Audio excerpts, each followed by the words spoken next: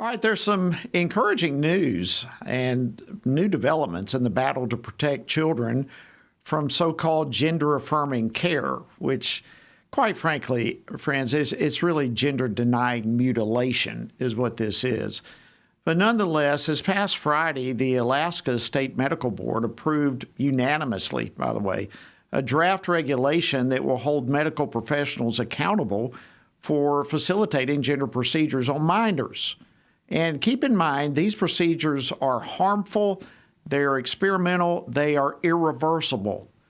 And now any medical professional engaged in such practices in Alaska would be conducting what they consider unprofessional conduct. So what can we make of this development? With me now to discuss this is pediatric endocrinologist Dr. Quentin Van Meter. He's a member of the executive committee of the American College of Pediatricians. Dr. Van Meter, welcome back to Washington Watch. Always an honor to have you. I'm honored to be here once again. And the news from Alaska is enheartening in that the state medical board has taken up a position that really every state medical board in the country needs to consider. If this is done, this is how physicians are regulated. This is how they are kept within the standards of care. This is how they are then taken to task if they step outside those standards and do things that are against the standards of care determined by the state medical boards.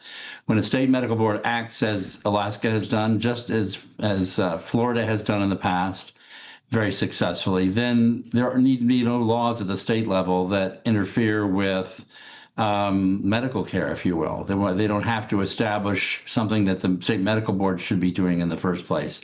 So this is good news. It's recognized at that state level. It's not yet official, but we are looking forward to the final word on the appropriate passage of this particular recommendation from the state medical board.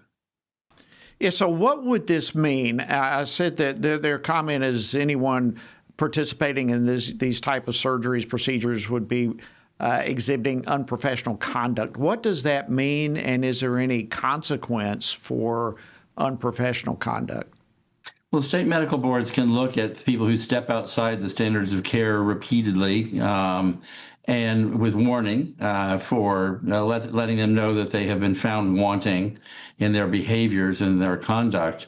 And then built in, and I don't know the specifics of this particular state board's mechanism of action, but they can sanction the physicians and remove their license to practice in the state. I'm not sure exactly what the degree of that is within this Alaskan document that's being formulated, but that is usually what happens is if the doctors are outside the standard of care and practice inappropriately, they can be reprimanded, warned, and then if they do not turn around their behaviors, they can be sanctioned and removed from licensure in the state. Good to know.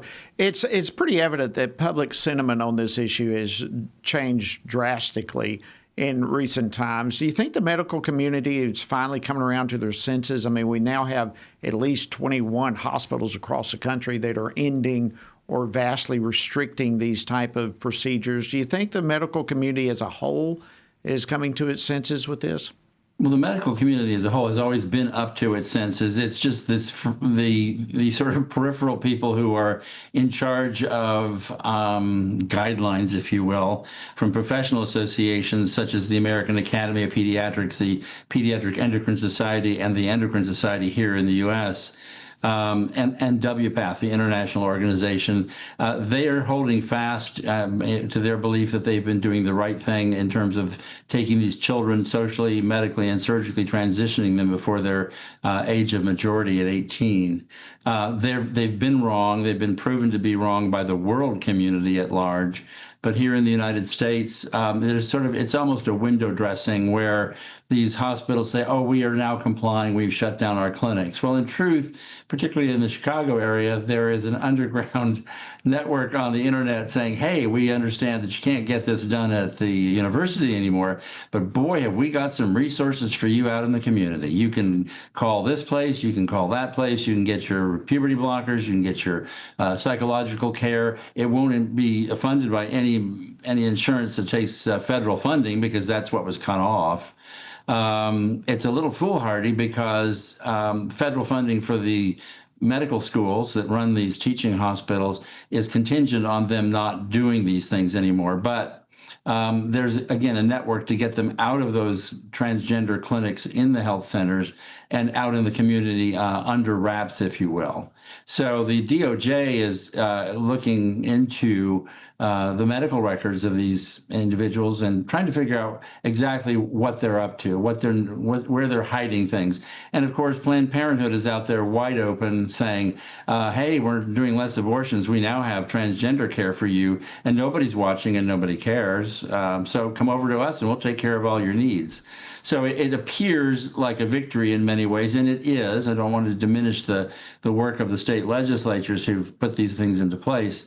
But, it's like they're just not really telling you what's really going on. There's no transparency at these transgender centers from the universities.